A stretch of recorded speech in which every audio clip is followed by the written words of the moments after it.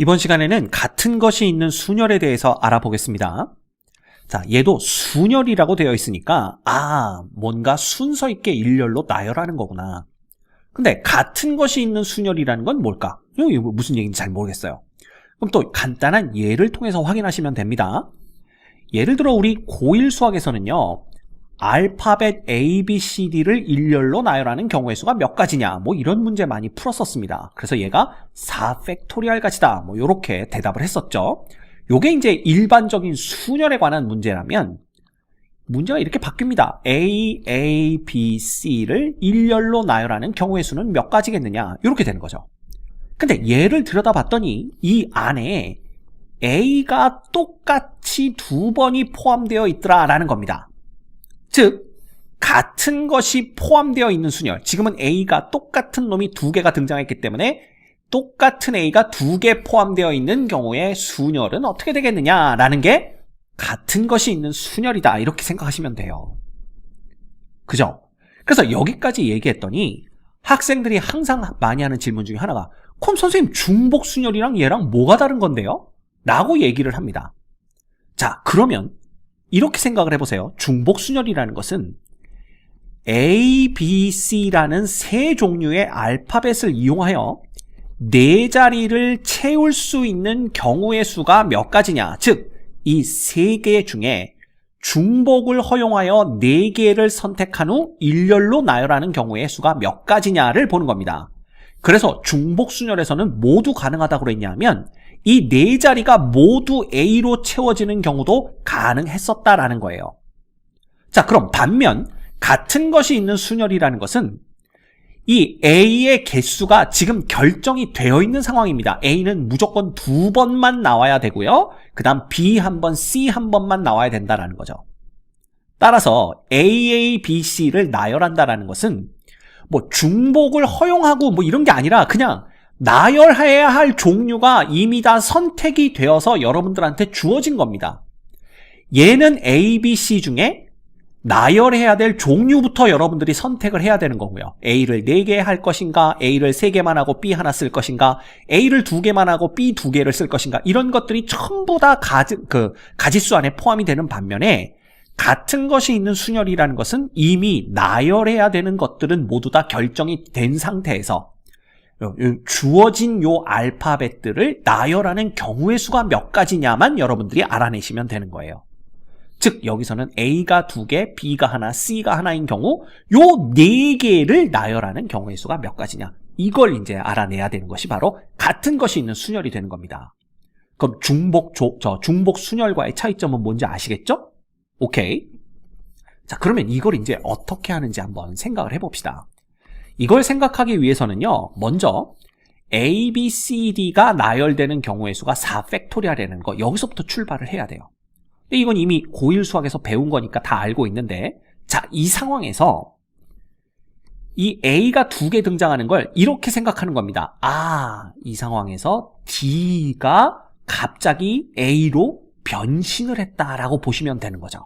그렇다면 A, B, C, D가 서로 다른 경우로 보고 나열을 했을 때 생기는 것 중에 C, A, B, D라는 놈과 C, D, B, A라는 놈은 당연히 서로 다르게 카운트가 되어야 됩니다. 서로 다른 거니까. 근데 이 상황에서 뭐라고요? D가 갑자기 A로 변신을 한 겁니다. 그러면 요 D가 A로 변하는 거고요. 여기서는 요 D가 A로 변하는 겁니다. 그럼 변한 이후에 얘네 둘을 보면 CABA가 되고 아랫놈도 CABA가 되어서 이 둘이 서로 같은 놈이 되어버립니다. 즉 ABCD로 보고 나열했을 때는 서로 달랐던 두 놈이 D가 A로 변하면서 서로 같아지는 걸 볼 수가 있죠. 그러면 이 서로 같아지는 게 몇 가지씩이냐? 자, A하고 D가 서로 자리를 바꾸는 경우가 몇 가지가 나와요. 즉 A하고 D를 일렬로 나열하는 경우는 2팩토리알까지 2가지밖에 없습니다. 그러면 A와 D가 어디에 자리를 잡고 있든지 간에 만약에 지금처럼 A가 2번째 자리, D가 4번째 자리에 자리를 잡고 있다면 똑같이 D가 두 번째 자리, A가 네 번째 자리, 즉 A와 D가 서로 자리를 바꾼 케이스가 A, B, C, D를 나열할 때는 서로 다른 케이스가 되지만 갑자기 D가 A로 바뀌어버리면 서로 같은 케이스가 되는 걸 볼 수가 있죠. 따라서 A와 D가 서로 자리를 바꾸는 경우의 수, 즉 이 팩토리얼 가지수만큼이 겹치는 걸 볼 수가 있습니다. 이해가 됩니까? 네, 이거는 어떤 경우라도 마찬가지예요. 무슨 뜻이냐 하면 예를 들어 A, D, B, C로 나열되는 경우와 D, A, B, C로 나열되는 경우가 A, B, C, D를 나열할 때는 서로 다른 경우죠. 그죠? 그런데 요 D가 A로 바뀐다면, 변신을 한다면 이 둘 다 뭐가 되냐면 A, A, B, C가 되기 때문에 서로 같은 게 됩니다. 즉 A와 D가 서로 자리를 바꾼 경우가 반드시 등장을 하는데 그게 서로 다른 케이스였지만 이게 D가 A로 바뀌어버리면 똑같은 경우가 되기 때문에 항상 이 팩토리얼 경우의 수만큼이 겹치게 되는 겁니다. 그래서 A, A, B, C를 나열하는 경우의 수는 그냥 A, B, C, D를 나열하는 경우의 수 4 팩토리얼 가지를 자, D가 갑자기 A로 변했다라고 생각을 하면 A와 D가 자리를 바꾸는 경우의 수만큼 겹치기 때문에 그 경우의 수인 2 팩토리얼로 나눠준다. 이렇게 생각하시면 돼요. 이해가 됩니까? 이렇게 보시면 됩니다. 됐죠? 자, 그러면 예를 들어 이걸 한번 생각해 봅시다. 요거의 개념을 알았다면 모두 가능하냐 하면 A, A, A, B를 나열하는 거 이게 몇 가지일까 생각을 해볼 수가 있어요. 그지? 자, 근데 얘는요 그냥 나열해 볼 수도 있습니다. 예를 들어 A, A, B, A가 되고요, A, B, A, A가 되고요, 그 다음에 B, A, A, A 이렇게 네 가지 경우밖에 없어요. 정말로 다 나열을 해보면. 자, 그러면 이걸 어떻게 생각할 수 있느냐? 얘도 마찬가지입니다. 그냥 A, B, C, D를 나열하는 경우를 먼저 생각하는 경우에 먼저 생각하면 그게 4 팩토리얼 가지가 되는 거고요.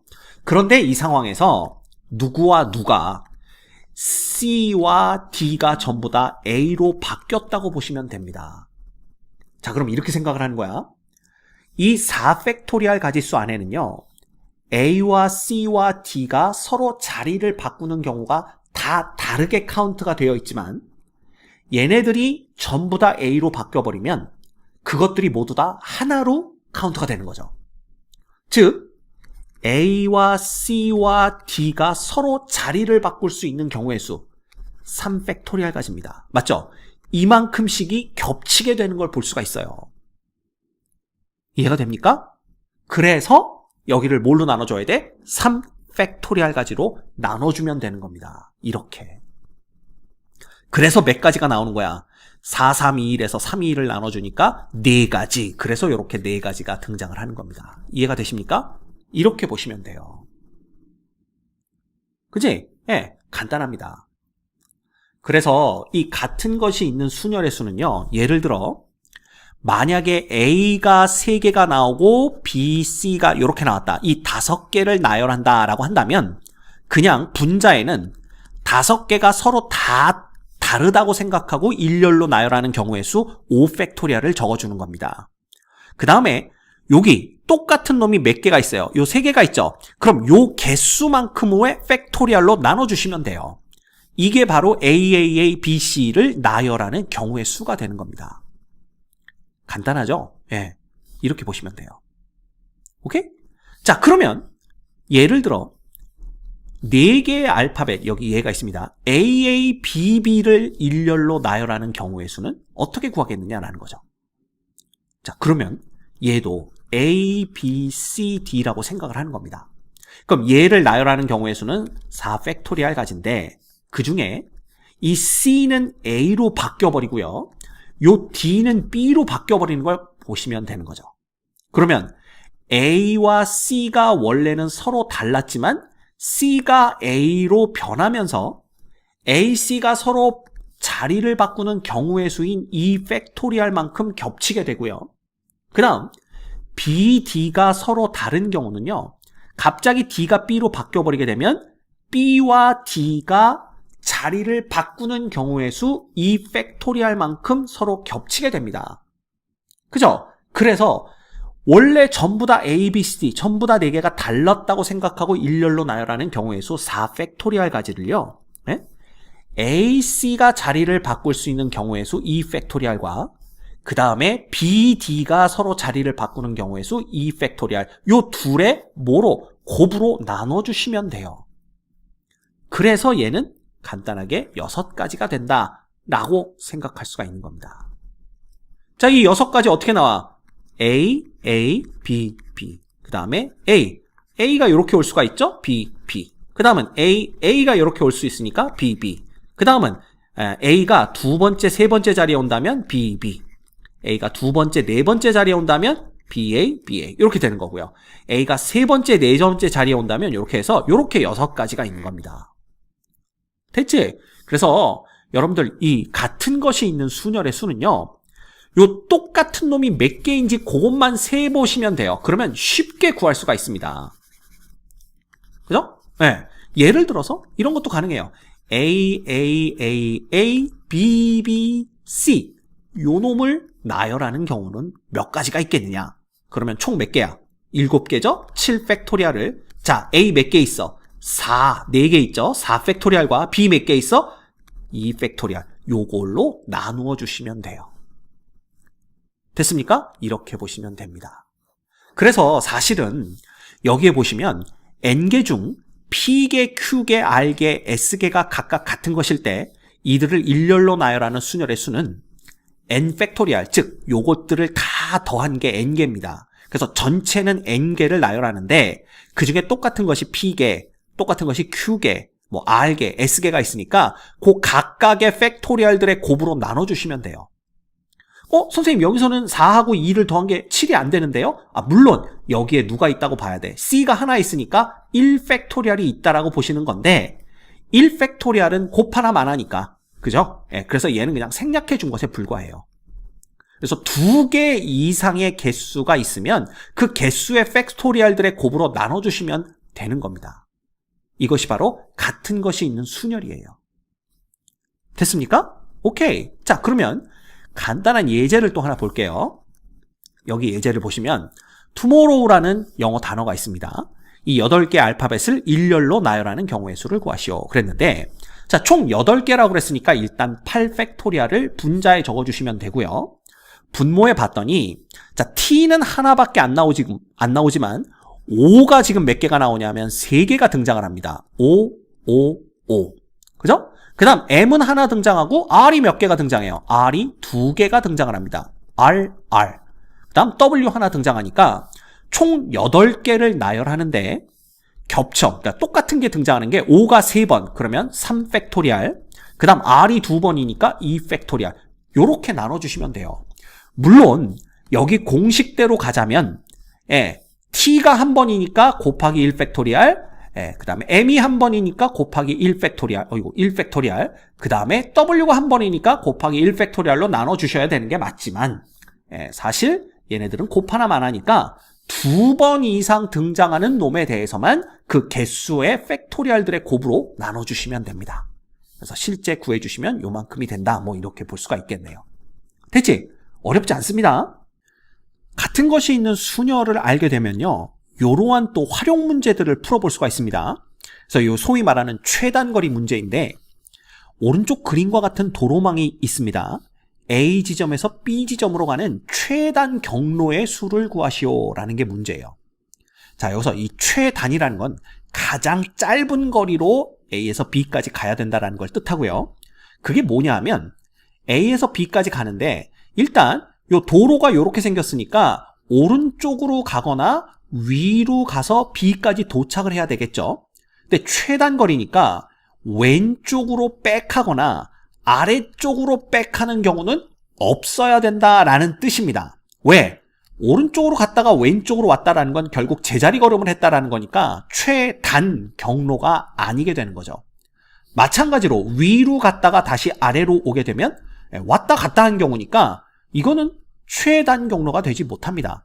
그래서 최단 경로로 간다라는 건 가장 짧은 거리로 가는 경로라는 것은 A에서 B까지는 오른쪽이거나 위쪽으로만 이동을 해서 A에서 B까지 가는 경우다. 이렇게 보시면 돼요.